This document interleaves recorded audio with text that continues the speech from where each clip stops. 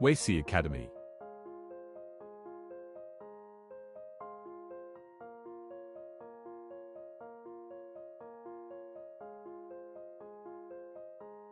Have you ever stopped and wondered why you picked that specific beach getaway over, say, a city break? Or how a sudden flight deal can just completely upend all your travel plans? Well, it turns out there's this hidden world of economic forces that are shaping every single one of those decisions you make. So let's dive in and really unpack the economics behind your vacation. I mean, the scale of this is it's massive. We're talking about an industry that moves millions of people and, just unbelievable sums of money all across the globe. But what's really wild is that for the longest time, mainstream economics kind of ignored it. They were missing out on one of the biggest economic stories happening right under their noses. So that's the big question, right? How do you take these huge economic theories and apply them to something as personal, as fun as planning a trip? It sounds complicated, but honestly, it all starts with a really simple choice. A choice that every single one of us makes before we even think about booking a flight. And here it is. The first choice is that fundamental trade-off between working and not working. This is the absolute bedrock of all tourism demand. It's the decision that actually funds everything else that follows. This is the classic dilemma, isn't it? Do you grind it out, put in those extra hours to save up for that incredible, once-in-a-lifetime trip? Or do you value your free time more, maybe choosing to take more frequent but shorter little breaks? That choice you make right there sets the entire stage for your travel plans. Okay, so this chart might look a little intimidating, but the idea behind it is actually super simple. It just shows the trade-off we were talking about, earning more money to spend versus having more free time to enjoy. That diagonal line, that's basically your limit, all the possible combinations of work and leisure you can choose. The goal for all of us is to find our own personal sweet spot on that line, that perfect balance that defines the budget and the time off for our dream vacation. So, here's the key takeaway. The work-leisure trade-off is the very first economic calculation we all have to make. It's where we turn our time into the two things you absolutely need for travel: money and free days. This is the real starting line of any vacation.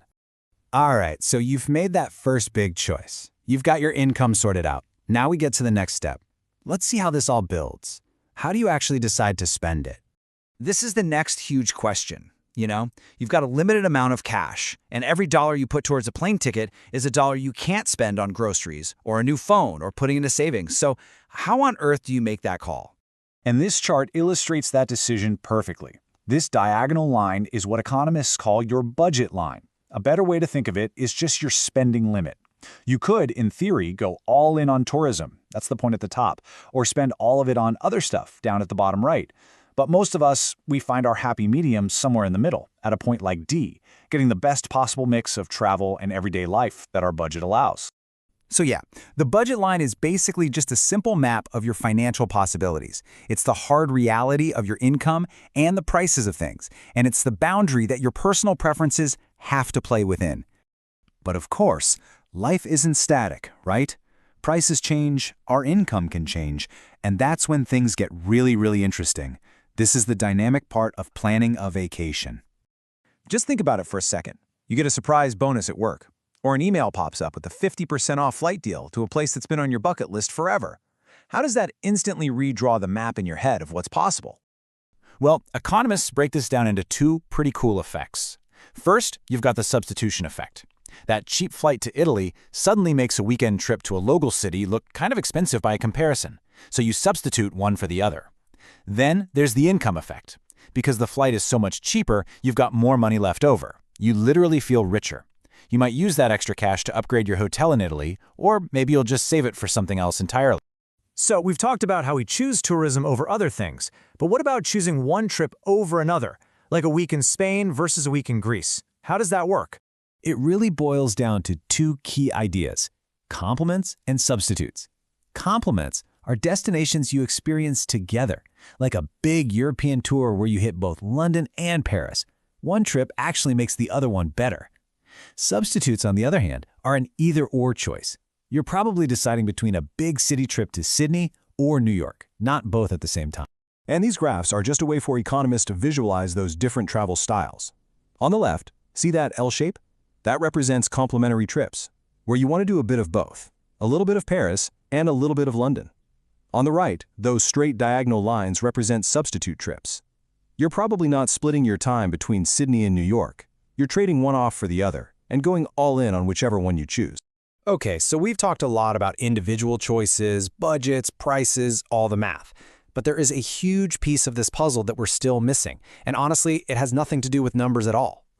I mean, let's be real. Our decisions are not made in a vacuum. We're human beings. We're influenced by the people all around us.